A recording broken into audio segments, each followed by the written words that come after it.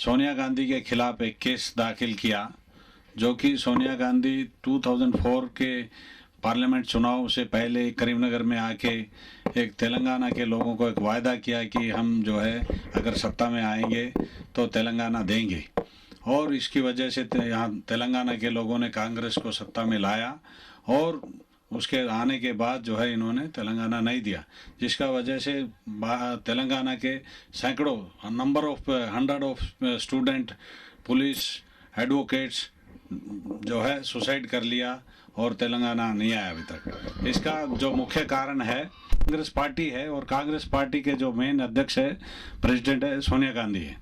दूसरा जो है और एक 1980 में सोनिया गांधी जो है रायबरेली से चुनाव लड़ा, और उसमें जो है इन्होंने एक झूठा एफिडेविट दाखिल किया कि मैं जो है इंडियन सिटीजनशिप हूँ, जबकि उन्होंने 1983 तक इंडियन सिटीजनशिप नहीं लिया। अभी भी उन्होंने डबल सिटीजनशिप लेके भारत में रह रहे हैं।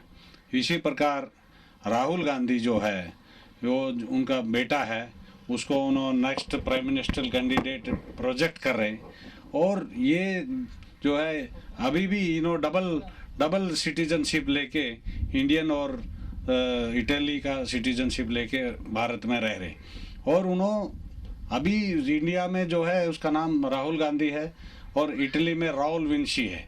ये देश के साथ सबसे बड़ा धोखा है, और इनको जो है हमारे भारत की जनता को ये लोग गुमराह कर रहे, और जो है भारत में जैसे वास्को डी गामा भारत को लूटने के लिए भारत में आके जो है पैसा लेके गया, ठीक उसी तरह से ये लोग ऐसा आपस में लड़ा रहे। तेलंगाना का सेंटिमेंट की भावना को ये लोग क्या समझेंगे? इसलिए जो भारत का रहने वाला कांग्रेस वाला है, उनको इसको सोचना चाहिए और इसको छोड़ के पक्का तेलंगाना जल्दी से जल्दी देना करके, और इनको जो है डबल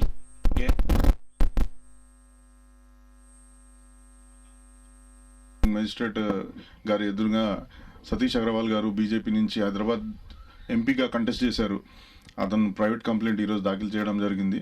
అయితే దీని సబ్జెక్ట్ ఏంటిది అంటే, సోనియా గాంధీ ఎవరైతే యూపీఏకి చైర్పర్సన్, ఆమె బేసికల్గా ఆమెకి ఒక మన దేశం మీద కానీ మనకు ఉన్న ఇప్పుడు తెలంగాణ విషయం కానీ ఏమి అవగాహన లేదు. ఆమెకి దేశం మీద ఏ రకమైన కూడా మంచి భావన లేదు.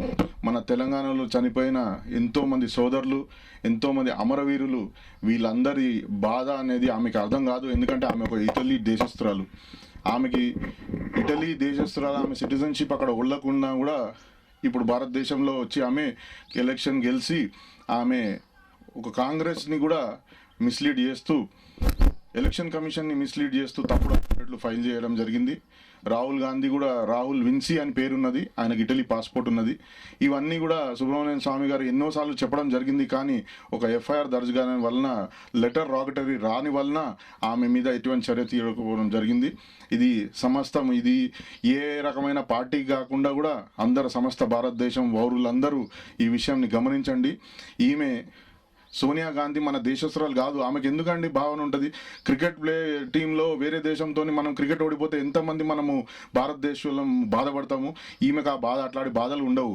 ఎంతోమంది తెలంగాణ కోసం చనిపోతే వాళ్ళ మీద చనిపోయిన బాధ లేదు. ఎందుకంటే ఆమెకి అసలు మన భారతదేశం మీద ప్రేమ ఉంటే ఆ బాధ ఉంటుంది. కనుక ఇప్పుడు తెలంగాణలో చనిపోయిన వాళ్ళందరికీ బాధ్యత ఆమెనే.